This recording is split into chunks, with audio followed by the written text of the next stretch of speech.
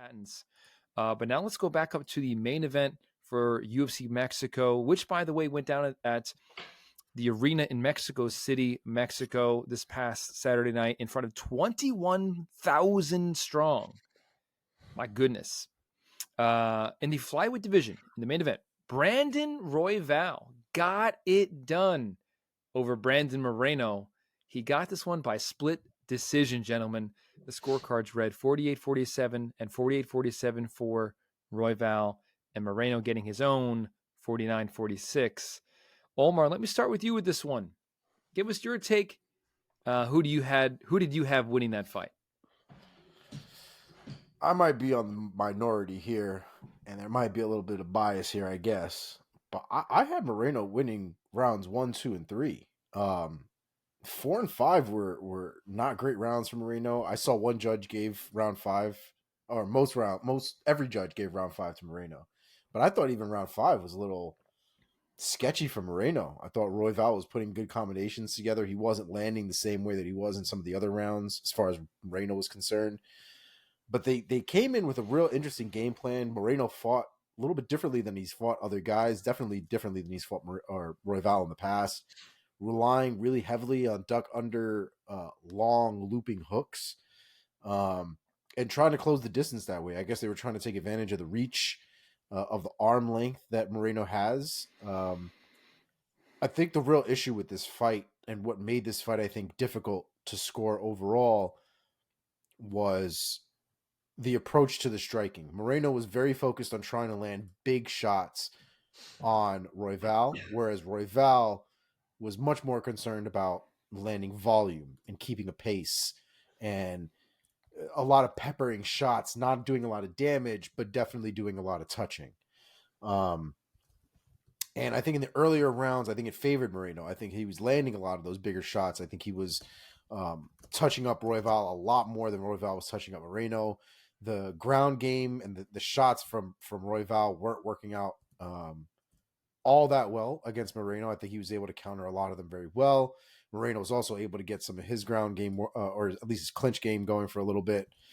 But when it came down to it, I thought that Moreno had just done more damage, had landed the bigger shots in the first 3 rounds overall, and had just done good work in the first 3 rounds. And then in the 4th round, I thought that he slowed down a little bit. You could see Royval had picked up the pace quite a bit, started moving, started trying to put feints and jabs together and combos together. And that's where a lot of the peppering really started to come in, I think, a lot heavier in this fight, was towards the end of the fight. And so I gave Royval rounds 4 and round 5. I was, again, seems to be in the minority there with the round 5. But I thought by round 4, I thought Moreno had already done enough to win the fight in general. So I wasn't surprised to see the scorecards everywhere, because, like I said, I can tell when a fight is going in the direction of maybe what you favor as somebody who's a combat sports person. Mm-hmm. Mm-hmm. We've seen judges favor different types of approaches to fights versus others. So I knew it was going to be a little bit of a mess. So I'm not surprised, but it does seem like MMA Decisions also has Royval winning, and as opposed to Moreno. So like I said, I might be in the minority here, but that's how I felt. Mark, bringing you in on this one, how did you score this fight? Do you think that Royval should have had his hand raised? And what were your thoughts on the fight overall? It was a very odd fight overall, just as a whole, because of the way that we saw both guys approach it. And Omar kind of touched on this as well. But on one hand, you had Brandon Royval, who was active as hell throughout the fight, but he was also throwing a lot of punches at like 20% power, like just little pitter-patter shots. So it was kind of tough to try to figure out how you were going to score his output. And then on the other hand, you had what I felt like was really one of the least technical and also least aggressive performances we've seen from Brandon Moreno. It seemed like his game plan was primarily to wait and make his reads early and then try to catch Royval on big counters as he got his timing down. But it almost seemed like, even though he did land some big counters here and there, it seemed like he got too stuck in that and almost lulled himself into this waiting and being more active than we're accustomed to him being.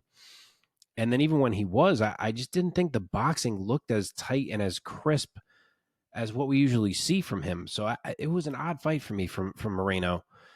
and it was a weird one, to score because of these styles. I do think the judges got it right in regard to the winner. The rounds on the judges' scorecards were all over the place. I don't really get that, because to me the rounds were pretty straightforward. I thought it was clearly 1 and 2 for Moreno. I thought it was clearly 4 and 5 for Royval, and I thought 3 was the round worth discussing. And it seems like almost the entire anyone I've spoken to feels the same way. So the judges' cards just don't seem to match with what the public saw in this fight. Oddly, Uh-oh.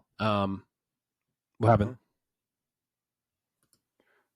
You froze a little You bit. froze for a second. You're good. Oh. Keep going. But yeah, I had it 48-47 for Royval. And just to, I guess, walk through these rounds quickly.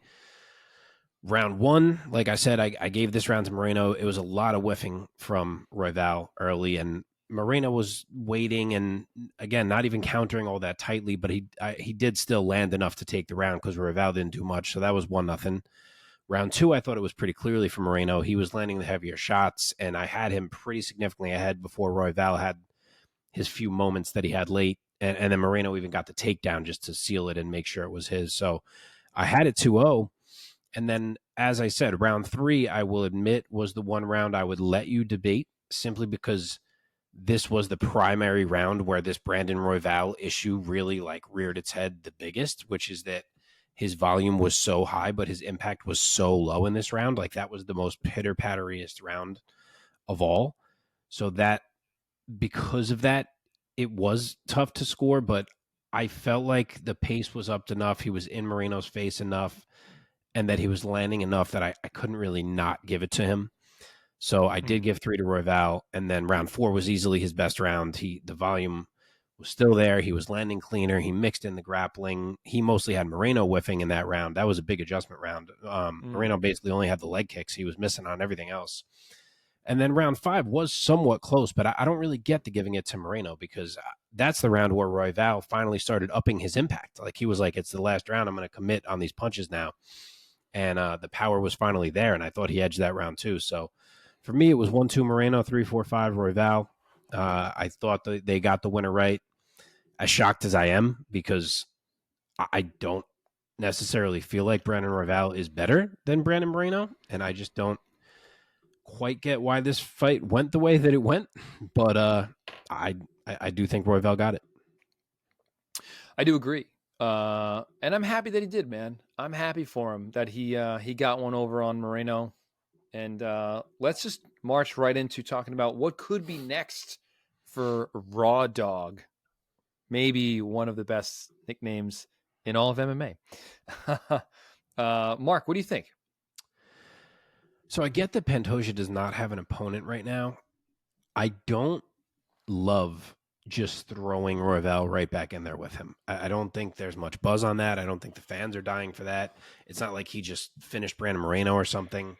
Obviously, there are people who think Moreno won the fight, as you just heard from Omar. So I don't know that I would jump right to that. I think you have a couple guys sitting there, like Amir Albazi, who was supposed to be in this fight against Moreno initially. You have Manel Kopp hanging around, who never seems to be able to get into a cage, either because of his own fault or his opponent's fault.